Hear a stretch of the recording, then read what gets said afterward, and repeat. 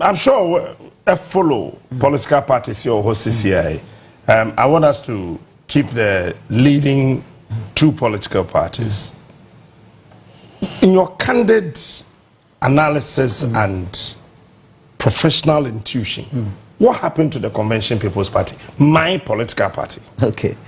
Well, I've read a lot about Convention People's Party. In fact, in Nkrumah, I've read his conscientism, I've read Dark Days in Ghana. I've read so many things about, Nkrumah. I think that during my studies, PhD in Sheffield, I was trying to understand some of our leaders. So I got a lot of readings about Nkrumah. Honestly speaking, maybe JB Dankwa, I couldn't actually find a lot about him to read.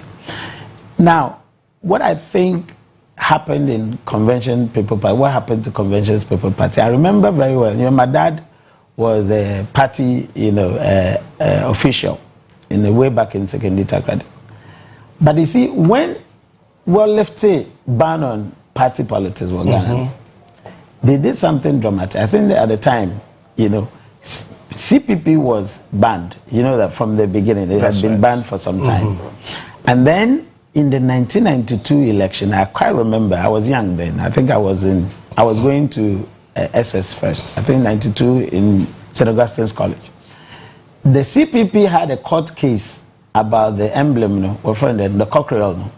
So there was a long protracted court issues, between the major players in the CPP.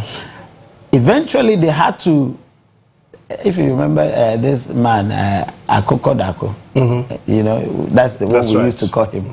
I've forgotten his first name, but we used to call him Akoko Dako. Kobby Mensah, exactly. So he stood on the ticket of CPP, but under a different name, not a CPP. All right. Now, in my deductions, I think that the PNDC, NDC then took that stand because if CPP had begun, there couldn't have been any NDC. That's right. Because the country had two traditions, the left and the right, represented by MPP and then now, the UP. and then the CPP. At the resumption of party politics, say CPP allow participation. All those people who are in the NDC now would have actually gone back to their party of abode, which is CPP. There couldn't have been an NDC. So I suspect, and that's my own deductions, that it was a strategy to ensure that there's another political party. I don't know what their motive was, but I can actually deduce from that perspective. All right. Of course, those people. Oh, Mpocho, sorry. so those people were very to the left and wanted a participation. A lot of them couldn't find themselves in MPP because at the end of the day, in Nkrumah's ideology, on Shada as I will feel comfortable over MPP no Obaka because if you want to allow. Now I tell people, ideology is fundamental. It's very orientational. And to say on Shawuma in able to swing between political parties. So Shawumupa, you hardly can move and comfortably stay in a party that is not of your ideological home. And the majority of the CPP from actually joined NDC and became a political party.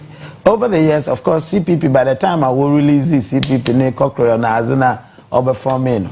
In a month, we form association already. With the NDC? With the NDC, so they hardly can come out. Do you think the CPP beat me about? I believe that CPP beat me about, there must be a collapse of the other party. Oh, and such a party be a collapse of CPP? Yeah, because actually, the democratic processes globally, especially with the kind of constitution that we have, which we'll call it multi-party, although it's not multi-party. I think Dr. Akwete, calls it perfectly word duopoly. He started talking about the duopoly, as far as I know, because I was working with him with IDEC for some time, and he's been actually talking about the change of the duopoly. I think that in every country, I will practice the kind of thing that we are practicing. The type of electoral process, as in first past the post, you cannot have three strong parties. It will never happen. You would always have a duopoly. You would always have a two.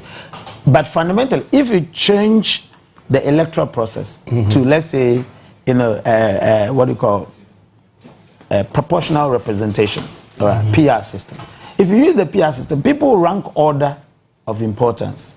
In Sabia, so who first choice yabazi, okay, CPP, who second choice yabazi, maybe MPP, who third choice yabazi, PNC or NDC.